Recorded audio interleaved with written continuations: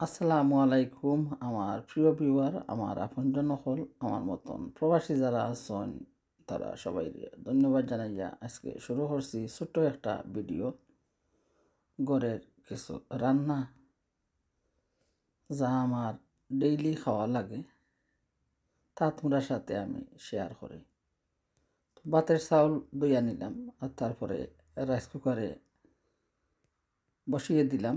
আর এখন আমি কি করছি, শাকগুলা বানিয়ে নিলাম আর যে শিমগুলা খাটিয়া সব কিছু পানিতে ভিজাইয়া রাখলাম।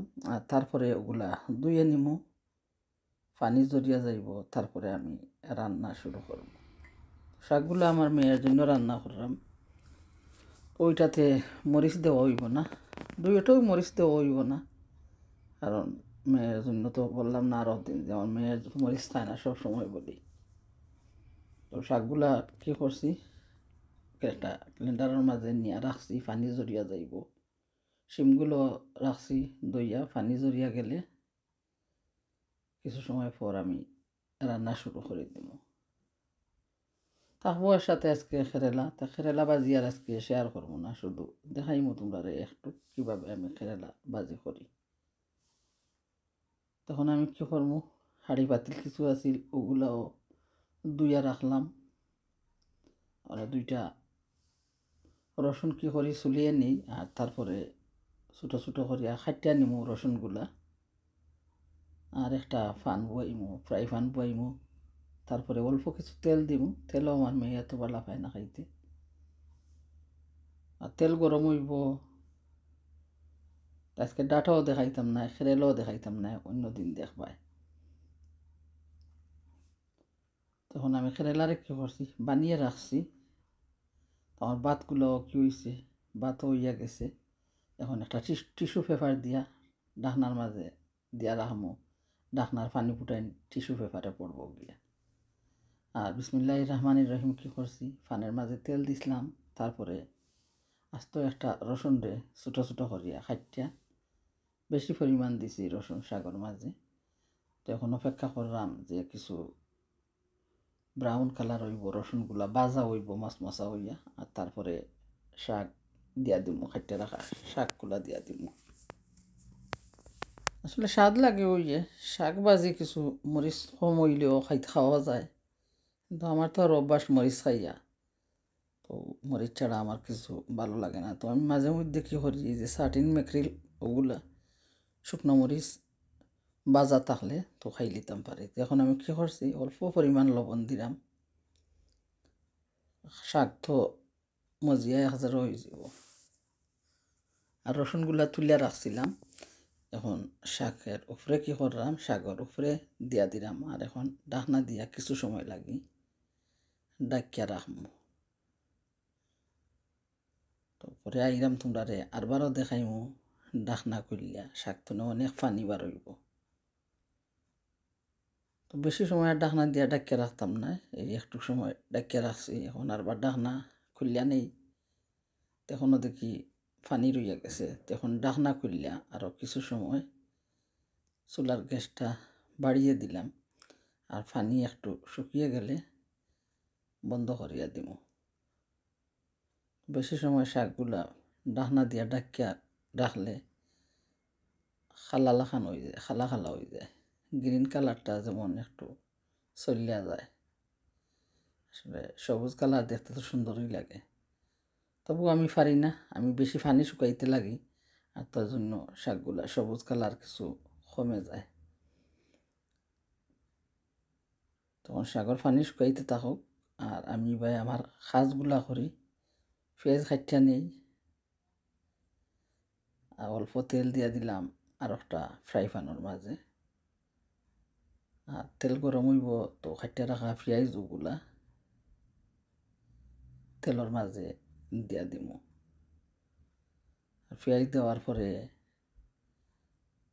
একটু লবণ দিমু, আর লবণ দিয়া পেঁয়াজটারে কিছু নাড়াচাড়া করিয়া একটু বাইজে নেমু। পেঁয়াজটা বাজা হওয়ার পরে পেঁয়াজ মশলা দিমু একটু।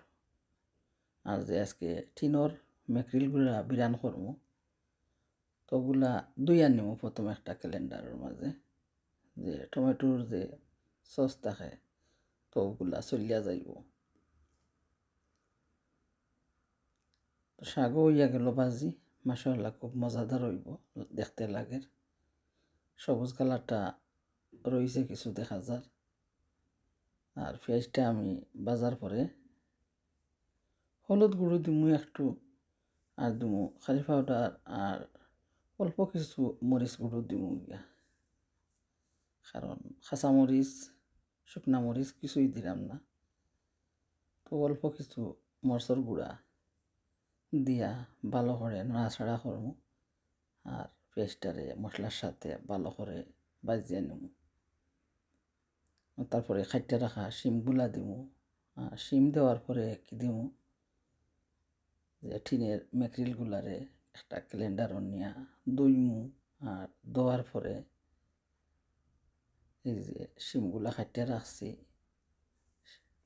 ফানোর মাঝে দিয়া রাখছি তখন দিমু। বুঝরাই নি বাইব নহল আমি কিলা মাতি, ওগুলো বেড়াই গেছে রাইয়া মাত, তবু দয়া করিয়া সাপোর্ট দিতে পারো তোমরা, ভালোবাসার কথা তো আর বুঝতে পারো না সব কিছু।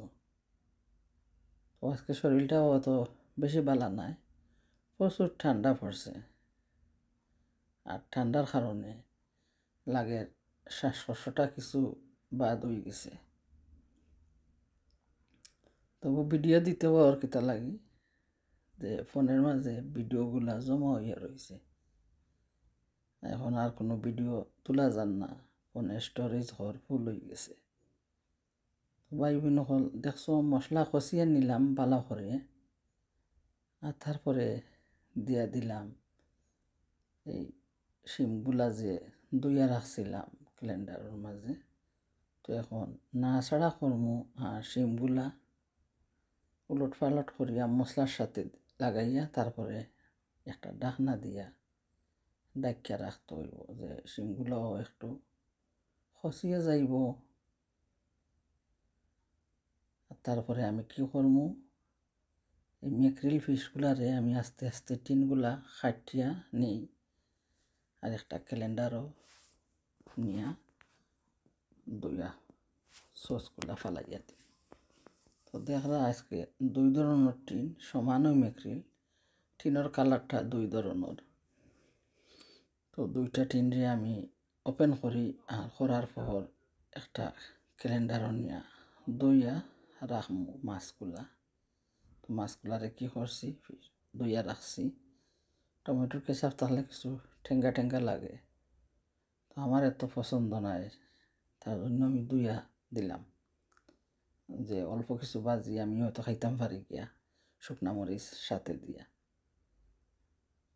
তখন মাছগুলা আস্তে আস্তে কিছু ভাঙ্গিয়া নিব। আর যে শিমগুলা দেখলাম একটু খসিয়ে গেছে, তখন কি করি, এই যে ম্যাকরিল ফিশগুলা শিমর উপরে দিয়া দিছি। আর একটু নাড়াচাড়া করিয়া কি করবো, মিশিয়ে নিব শিমের সাথে। যদি ভালো লাগে ভাই বোন হল খেয়েও এভাবে শিম আর ম্যাকরিল ফিশ বাজি করিয়া খাইয়া দেখতে পারেন। সাথে যদি ফুকমরিচ দিন, শুকনা বারিক বারিক যে ফুকমরিচগুলা, আসলে খুব মজা লাগে। মাঝে মধ্যে বাজা মরিচ রাখি আর ওগুলা দিয়া খাই, খুব স্বাদ লাগে আমার কাছে। টমেটোর কেচাপ ফালানির কারণ হইল যে টমেটোর যে একটা গ্রান, আর যে টমেটোর একটা টেঙ্গা থাকে, ওগুলা চলিয়া গেছে। তো মাছের চাটনির মাছও কিছু স্বাদ করে খাইতে লাগে, কিছু মাছের চাটনি আঁকে। আর টমেটোর কেচাপ থাকলে ঠেংসি ঠেংসি লাগে। তো ডাকিয়া রাখি, তো আরবারও আইলাম ডাকনা করিয়া, তো এখনও আরও একটু বাইজিয়া নিব মশমশা করিয়া। যত মশমশা হইব আসলে খাইতে অত মজা লাগবে। তারপরে আজকে কেরেলা ভাজি তোমরা সাথে একটু শেয়ার করবো।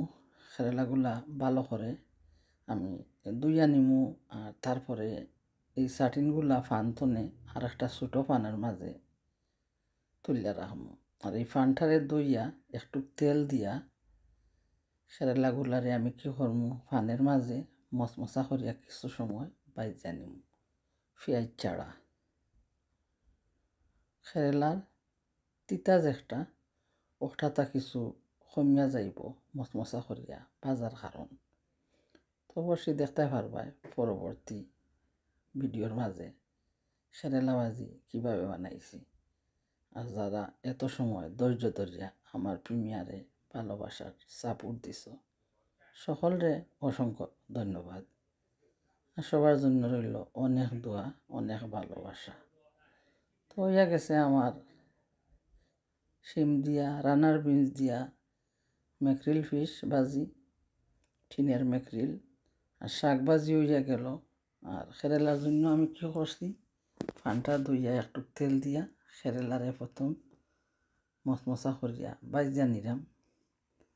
তো অপেক্ষা করবা পরবর্তী ভিডিওতে আইব কেরেলার রেসিপি। তো ভালো থাকবা সবাই, সুস্থ থাকবা। তো কথার মাঝে কোনো ভুল ত্রুটি হইলে ক্ষমা করবা।